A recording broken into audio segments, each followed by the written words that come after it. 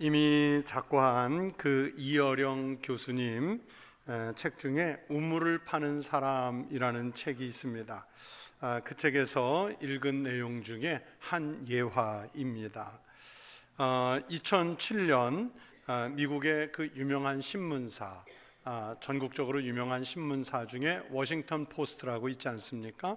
그 워싱턴 포스트지에서 사람들이 정말 높은 수준의 클래식 음악을 알아들을 수 있는 귀를 가지고 있느냐 하는 것을 한번 실험해 보기로 했습니다.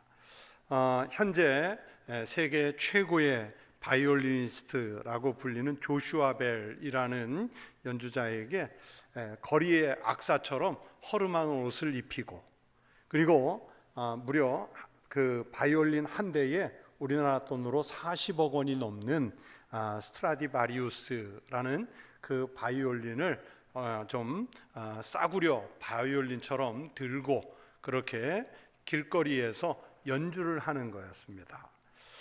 그것도 장소가 어디였냐면 자기네들이 최고의 지식인들이 모인 곳이라 이렇게 자부하는 사람들이 제일 많이 다닌다고 하는 워싱턴, 수도 워싱턴에서도 데팡스라고 하는 지하철역에서 연주를 좀 해보자 그런 제안을 했습니다.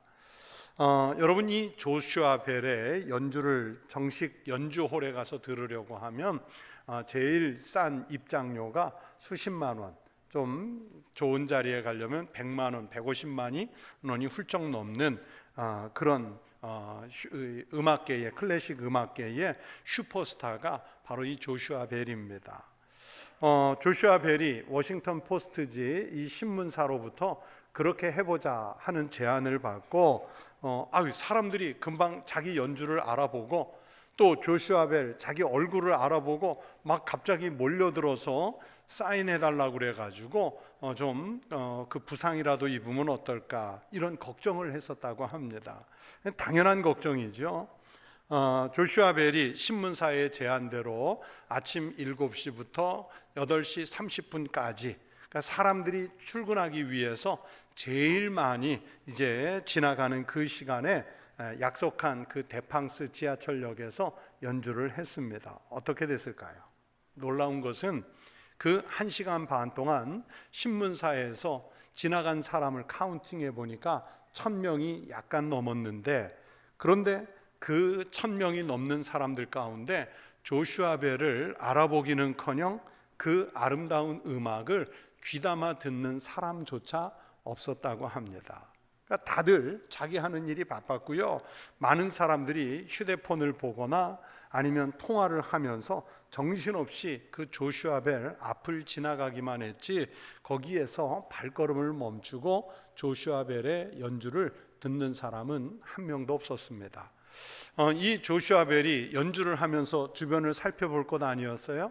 그래서 이렇게 살펴보니까 오직 한 사람, 그 지하철역에서 구두를 닦고 있는 그 구두 닦기 한 사람만이 이 조슈아 벨의 연주에 귀를 기울였다고 합니다. 그런데 그 사람조차도 그가 조슈아 벨인 줄 모르고 저 사람 참 연주를 잘한다, 특이하다, 특출나다 이런 생각을 갖고 들었다고 합니다.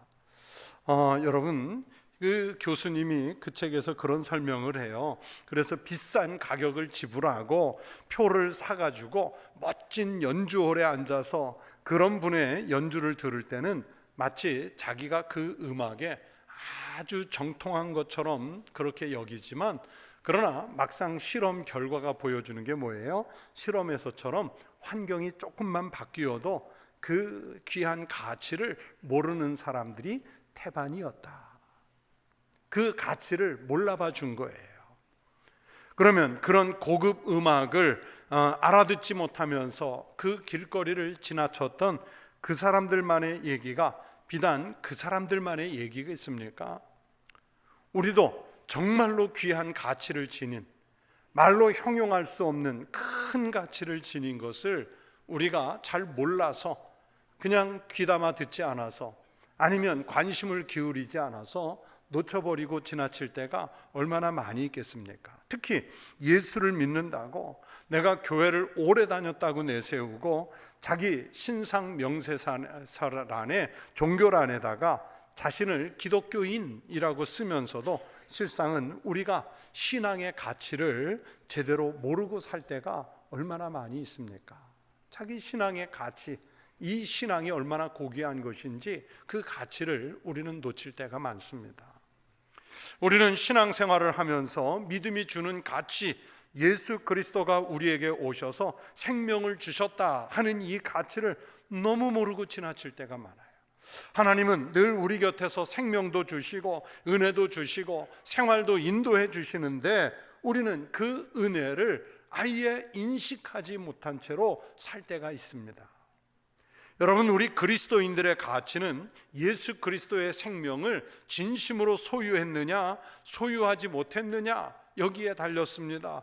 아무리 비천한 신분의 사람일지라도 예수 그리스도를 영접하고 믿음 안에서 사는 사람은 하나님 앞에서 고귀한 사람입니다.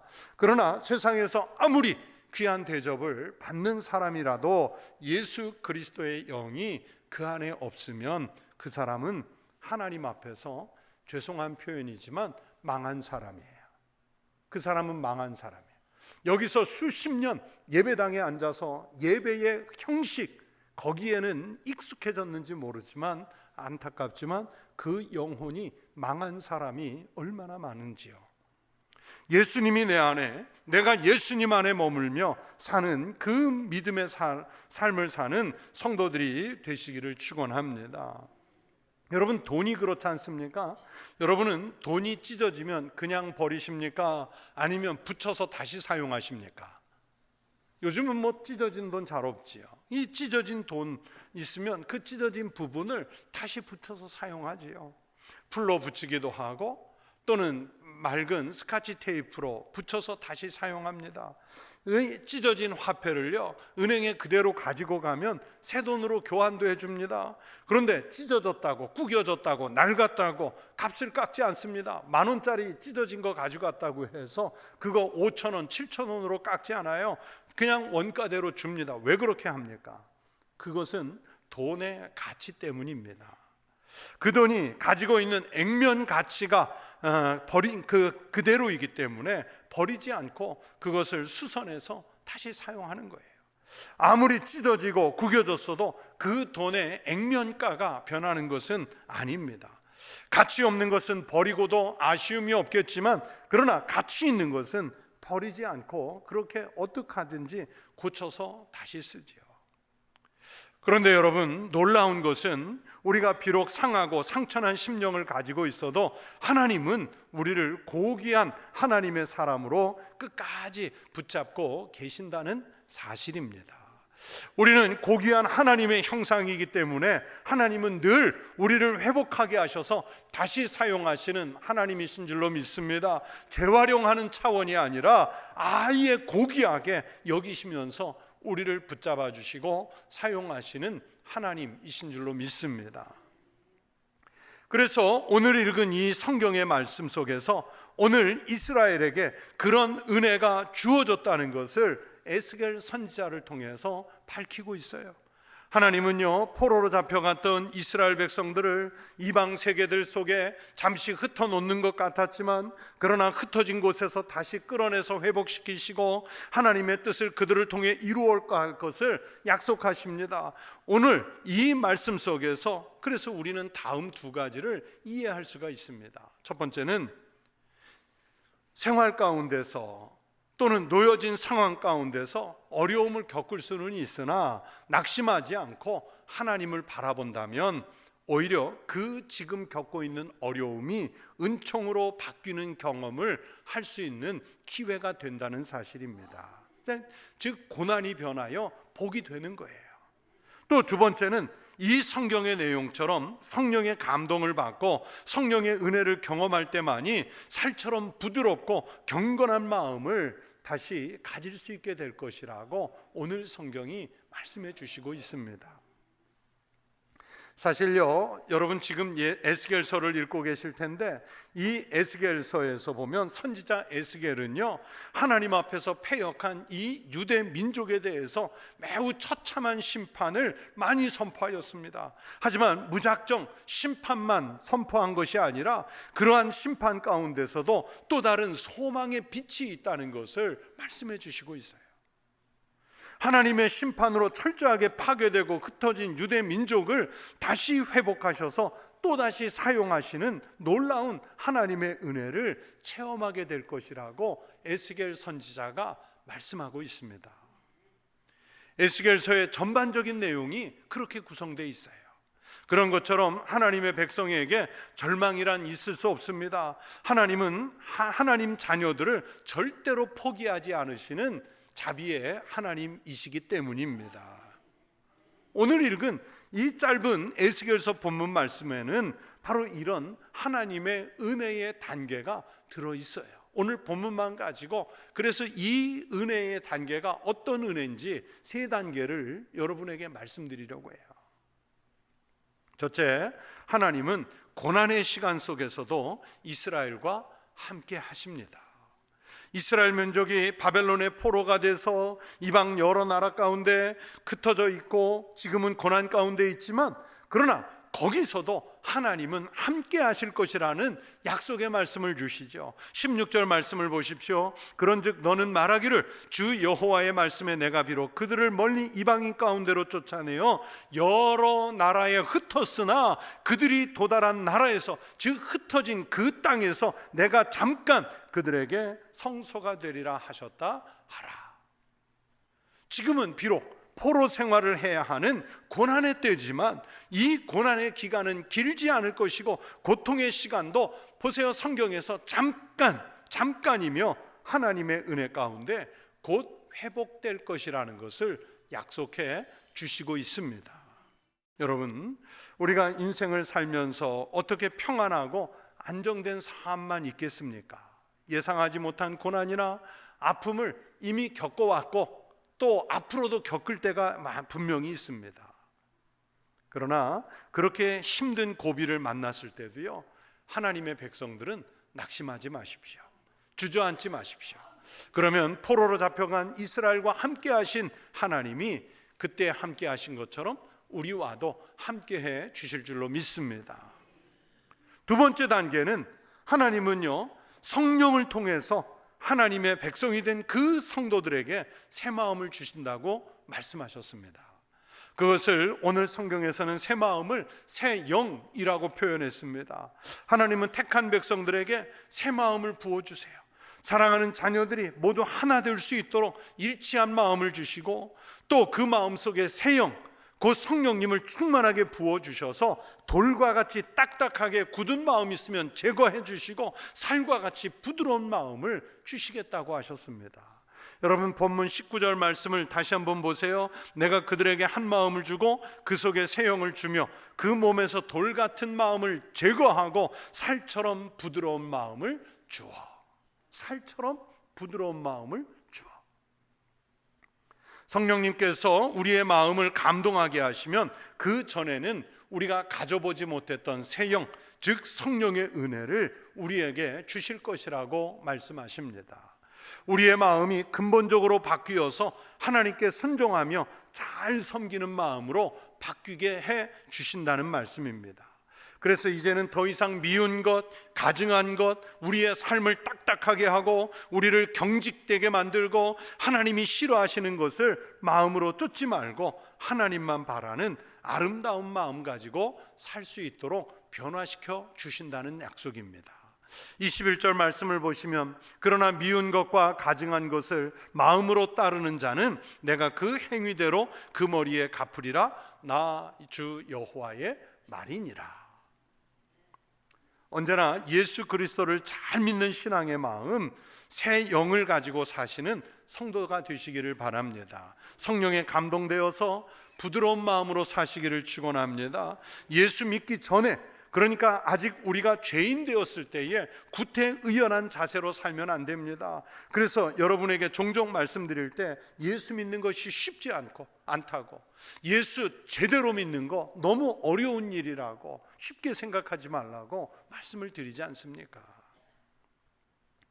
오늘 이 말씀을 이어령 교수님 책 이야기로 시작을 했는데, 여러분 우리가 아는 대로 이 이어령 교수님은 평생 예수를 믿지 않았던 분이에요.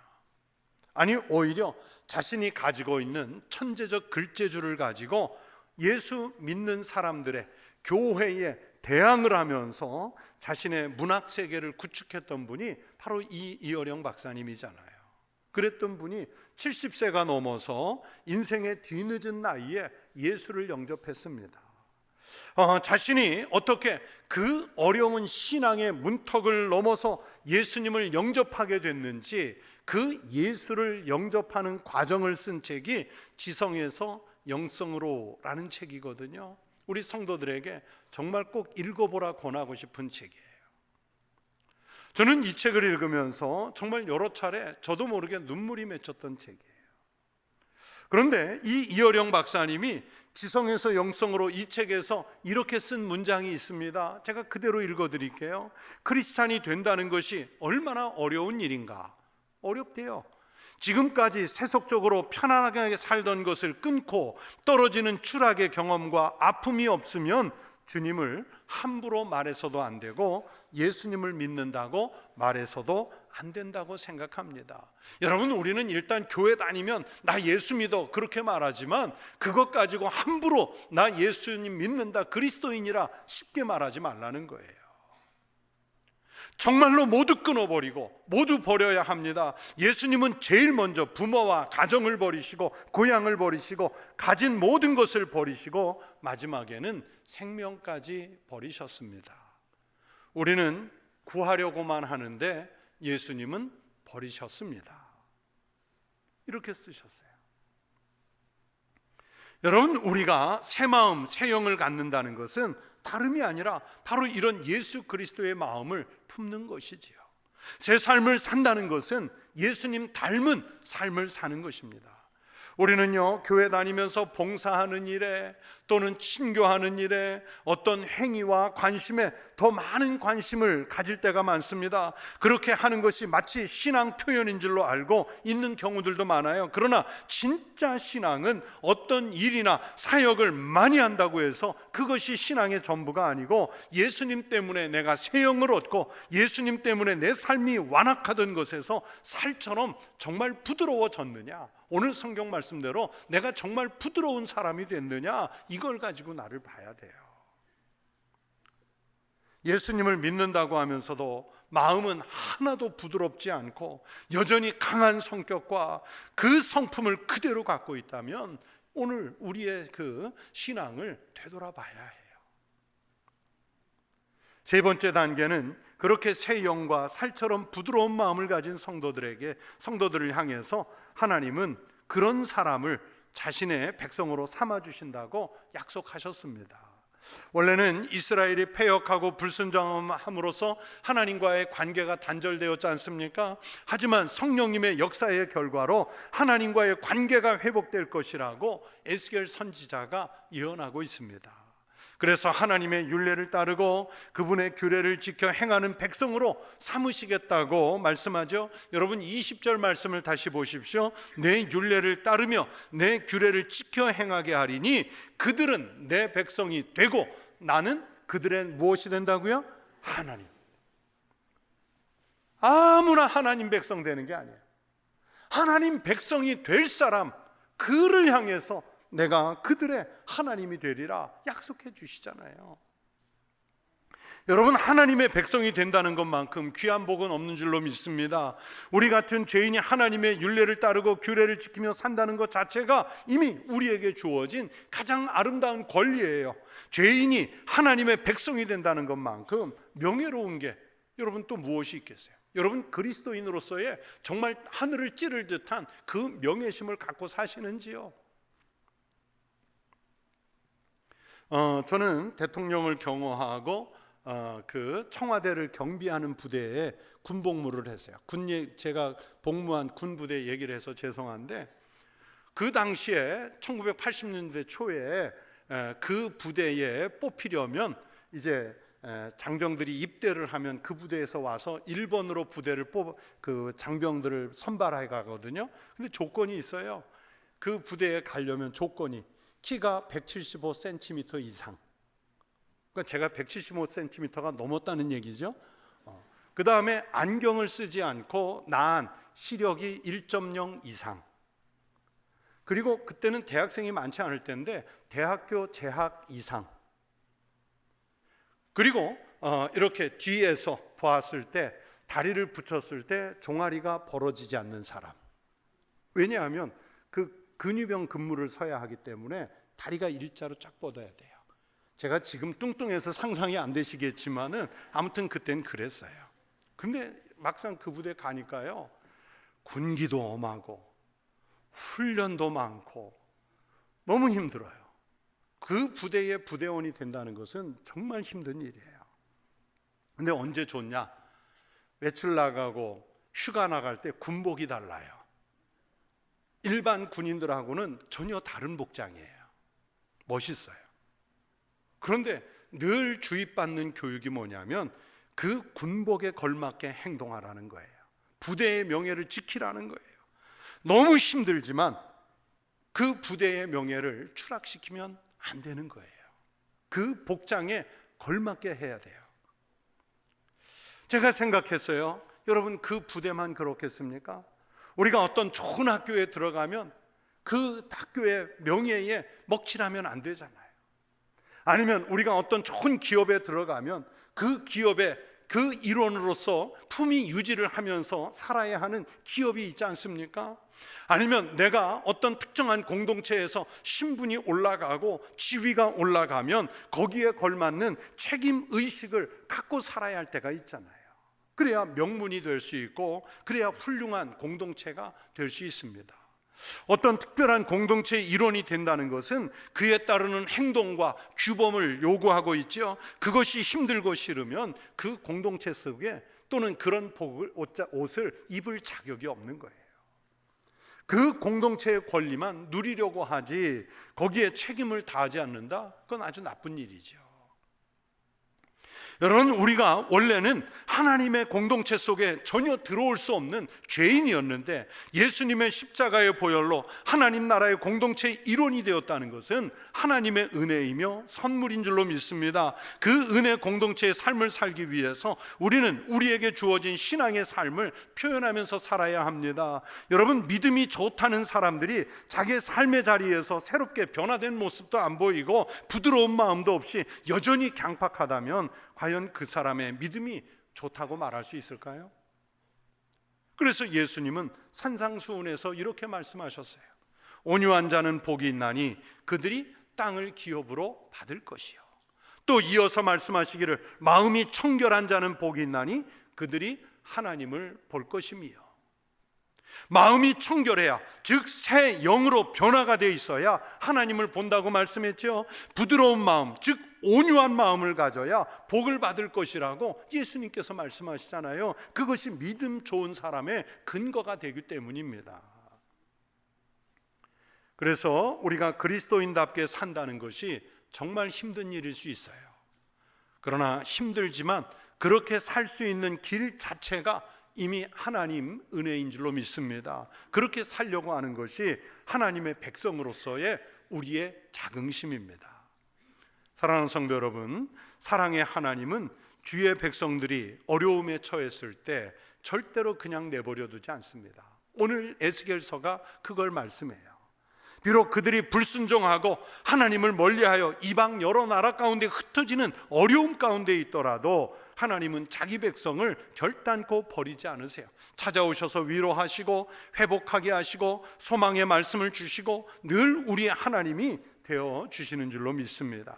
그러하신 하나님 앞에 나아가 새롭게 다가오는 풍성한 은혜를 우리의 삶 가운데서 누리며 살아가는 믿음의 성도들이 되시기를 축원합니다. 여러분, 우리가 살면서 정말 힘들고 어려울 때 마치 흩어진 이스라엘 백성들처럼 눈앞이 캄캄할 때, 세월의 장벽 앞에서 고통의 시간을 느끼고 있을 때 우리를 붙잡아 주시고 함께 해주시고 회복하게 하시는 그 이스라엘 백성들의 하나님, 그 하나님이 이 시간은 나의 하나님, 우리 시대의 하나님이 되어주시는 줄로 믿습니다. 여러분, 하나님의 말씀을 읽는 성도들답게 그래서 예수 제대로 믿으십시다. 그냥 예배당 왔다 갔다 그냥 이름만 무늬만 그리스도인 된 사람들이 아니라 세상의 방식에 함몰되어 신앙 없는 삶을 살아가는 그런 교인이 아니라 정말 하나님의 인도하심, 그의 붙잡아 주심, 그리고 나를 회복해 하시는 그 하나님을 우리의 하나님으로 고백하며 하나님의 인도하심에 우리의 생을 맡기고 살아가는 성도 되시기를 축원합니다.